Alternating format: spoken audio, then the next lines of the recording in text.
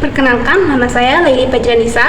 Di sini saya akan menjelaskan tentang konsep referensi dan inferensi. Selain itu, fenomena terkait dengan referensi dan inferensi. Selain itu, masalah dari fenomena referensi dan inferensi tersebut, sekaligus solusi yang dapat saya berikan terkait dengan masalah dari fenomena referensi dan inferensi tersebut. Referensi dan inferensi ini merupakan salah satu materi dari mata kuliah pragmatik. Baik, pertama saya akan jelaskan tentang referensi. Referensi adalah tuturan yang digunakan oleh seorang penutur untuk membuat lawan bicaranya mengerti. Si penutur ini menggunakan alat-alat linguistik untuk membuat penuturnya ini paham apa yang disampaikannya. Nah, alat-alat linguistik tersebut ada kata ganti, kemudian nama orang, setelah itu kata tunjuk, dan deskripsi. Nah, contohnya kan referensi ini misalnya kita mengatakan Ali membeli buku. Dia membelinya seharga 50.000. Nah, dia dan Ali ini adalah satu referensi yang sama. Jadi si penutur menggunakan referensi dia, kata tunjuk dia, dan nama orang itu Ali. Seperti itu.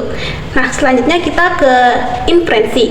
Jadi tadi referensi kan bagaimana cara seorang untuk memberi seorang paham dengan menggunakan alat linguistik tersebut. Nah, inferensi ini adalah bagaimana seseorang itu memahami apa yang maksud dari sang penutur dari referensi tadi. Dari pemahaman saya bisa merangkum dua kata utama dari inferensi, yaitu proses pemahaman. Nah, karena dalam inferensi ini kita menunjukkan proses pemahaman kita dari apa yang dituturkan, dari referensi yang dituturkan oleh penutur tadi. Nah, di referensi dan inferensi ini bukan cuma nama orang itu buat nama orang, nama benda buat benda, tapi nama benda juga bisa menjadi referensi dari orang, dan si inferen juga dapat mengerti tergantung dari pemahaman dari suatu kelompok tersebut. Misalnya contohnya kita tahu Pak Sahar adalah salah satu dosen pengampu mata kuliah antropologi. Nah, kita mengatakan kapan Pak Antro masuk? Nah, seperti itu. Padahal kan bisa saja kita bilang kapan Pak Sahar masuk, tapi kita malah menggunakan referensi mata kuliah beliau sebagai kata ganti namanya.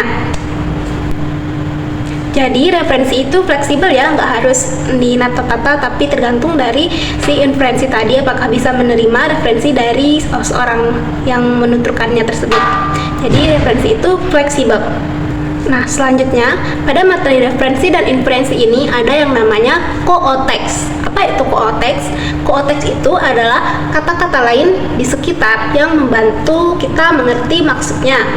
Nah, kenapa begitu? Karena kooteks ini kayak petunjuk yang bantu kita mengerti. Contohnya, misalnya kata bank. Bank untuk menarik uang, untuk menyimpan uang, sama bank di sisi tepi-tepi sungai, di sisi sungai. Nah, bagaimana kita mengerti mana ketika seorang penutur mengatakan bank, apakah itu bank tempat uang atau bank di sungai? Oke, jadi contohnya aku mau ke bank untuk ambil uang. Nah, di sini kooteksnya adalah ambil uang. Jadi kita mengerti bahwa kata bank yang digunakan itu mengarah ke bank untuk mengambil uang, yang dimana kita dapat menabung uang di sana. Nah, kalau misalnya contoh yang kedua, bank di tepi-tepi sungai, sisi sungai, itu misalnya anak-anak bermain di bank sungai. Anak-anak bermain di bank sungai. Tidak mungkin kan orang-orang anak-anak itu bermain di bank mengambil uang itu. Konteksnya adalah sungai. Jadi sini maksudnya jelas bahwa anak itu main di bank untuk sungai. Jadi kooteks itu kayak bantuan untuk membuat kita mengerti dari apa yang disampaikan oleh referensi tersebut. Selain kooteks, ada lagi konteks yang selain kooteks tadi, ada lagi yang dapat membantu kita memahami apa maksud dari satu referensi, yaitu konteks sosial dan konteks fisik. Nah, konteks sosial ini, pertama kita jelaskan konteks fisik dulu. Konteks fisik ini adalah konteks yang kayak tempat, waktu, atau situasi saat membicarakan sesuatu. Misalnya ada seorang guru mengatakan, Buka halaman 50. Nah, di sana kan kalau kita tidak berada di konteks fisik tersebut, di konteks ruang waktu tersebut, kita tidak akan mengerti bahwa itu maksudnya adalah untuk membuka buku paket untuk belajar. Nah, seperti itu contohnya konteks fisik. Kalau konteks sosial itu adalah konteks kebiasaan atau norma yang ada di satu masyarakat tersebut. Contohnya di Indonesia kita kan memanggil seorang yang lebih tua itu dengan bapak atau ibu. Nah, kalau di luar negeri kita cukup memanggil dengan namanya atau bisa pakai sir, mister, seperti itu. Tapi mereka biasanya memanggil seorang langsung dengan namanya, tidak ada embel-embel hormat kayak pak, bu, mbak yang seperti di kita ini. Itu konteks sosialnya. Oke, jadi materi terakhir di referensi dan inferensi ini adalah anaforik. Nah, anaforik itu adalah rujuk balik. Biar lebih paham, saya contohkan saja ya. Misalnya contohnya Budi beli motor. Motor itu mahal sekali. Nah, pada anaforik ini ada dua konsep rujuk balik tadi. Misalnya Budi beli motor yang sudah kita sebutkan tadi adalah antecedennya. Kemudian antecedent itu adalah info awal bahwa Budi membeli motor. Kemudian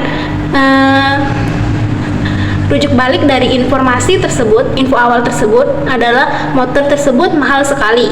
Nah, jadi ini saling berkaitan. Itu yang dimaksud dengan anaforik.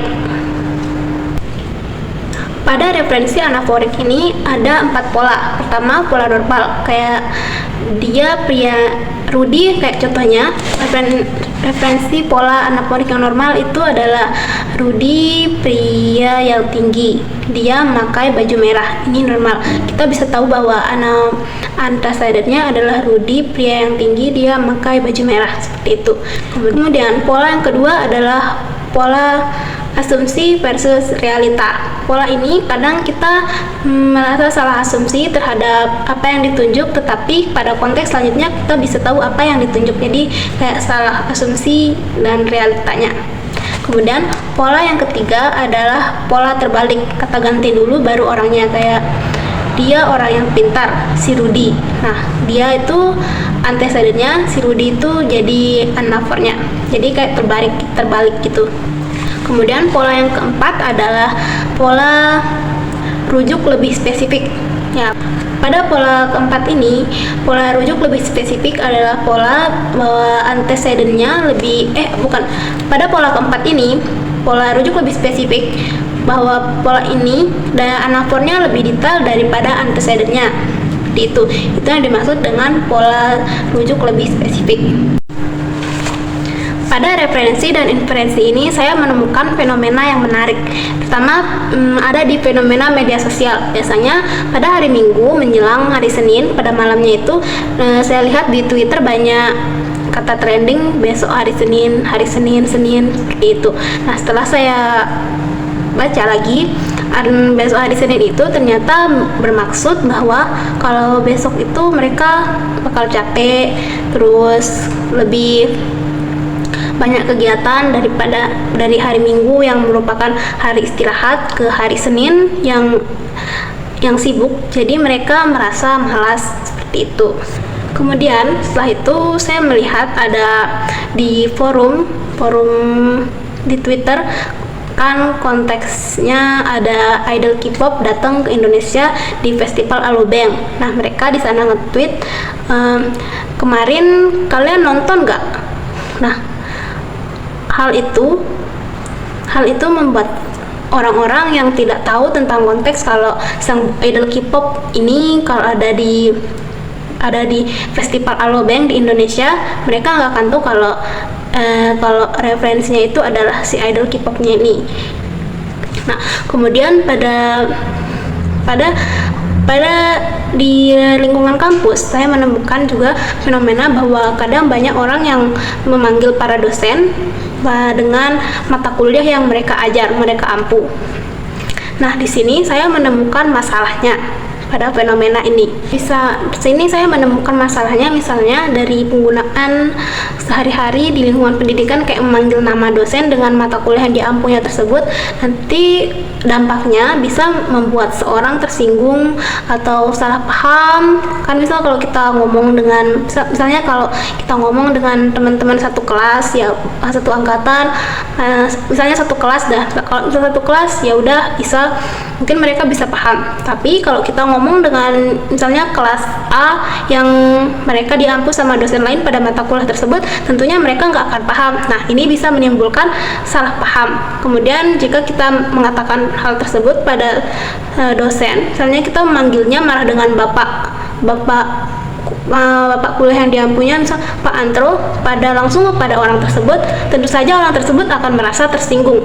Nah, jadi penggunaan referensi dan inferensi dari seorang yang kurang tepat itu bisa membuat satu dampak atau masalah yang cukup serius.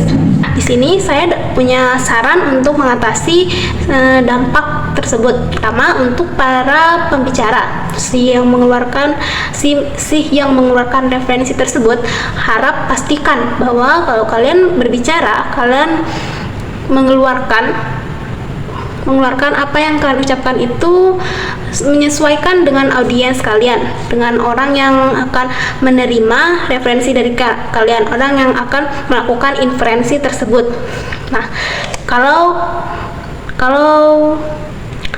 Nah, saran kedua yaitu pastikan bahwa kalian sudah mengeluarkan semua konteksnya dari apa yang kalian ucapkan itu, bukan cuma menyesuaikan dengan audiens. Kalau perlu kasih semua clue-nya biar pembicaraan itu jelas, tidak ada yang tersinggung, tidak ada miskomunikasi. Kemudian pada solusi yang terakhir, untuk para pendengar, tadi kan untuk para pembicara. Nah, sekarang untuk para orang-orang yang menginferensi ini, jangan malu untuk bertanya ulang pada orang yang berkata penutur ini. Kemudian pastikan untuk mengkonfirmasi pemahaman kalian. Kalau perlu, perhatikan konteksnya, konteks fisik, sosial, konteks metaforiknya, semua yang perhatikan supaya tidak ada terjadi kesalahpahaman, ketersinggungan, dan menyebabkan hubungan retak. Itulah konsep materi, fenomena, dampak masalah, dan solusi yang dapat saya berikan dari fenomena dan dampak dari fenomena masalah dari referensi dan inferensi tersebut pada materi pragmatik.